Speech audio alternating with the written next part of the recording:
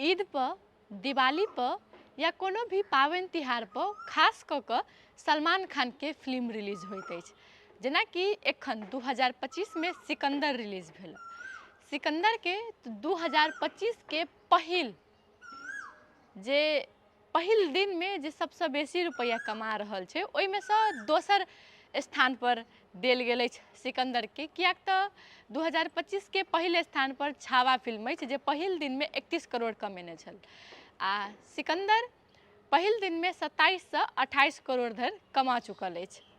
अब आगू सेहो कमात, लेकिन एकटा बात ई अबै छै कि सलमान खान ज़्यादातर ईद पर किया फिल्म रिलीज करै छै। ई बहुतो आदमी के मन में प्रश्न उठै छै। कियाक तऽ कोनो भी हुनकर नीक फिल्म होय, कोनो एक्शन वाला फिल्म होय, ईद लक्षियाल रहै छै तऽ रिलीज होइ छै। दिवाली आ बाकी त्यौहार पर बहुत कम होइ छै, लेकिन ईद पर सबसे ज़्यादा बेसी। ईद पर पहिल फिल्म हुनकर 2009 में वांटेड आयल छलै, जे 93 से लऽ कऽ 95 धरि के रुपया कमेने छलै। ओहि समय में तो एतेक सबसे बेसी कमाए वाला फिल्म में से अबै छलै हुनकर।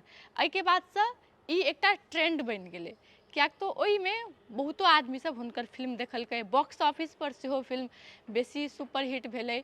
ओहिके बाद ईद पर जतेक भी फिल्म ओ करऽ लगलखिन, सब फिल्म बॉक्स ऑफिस पर हिट होबऽ लगलै। ओहि दुआरे से हुनकर ई ट्रेंड बनि गेलै।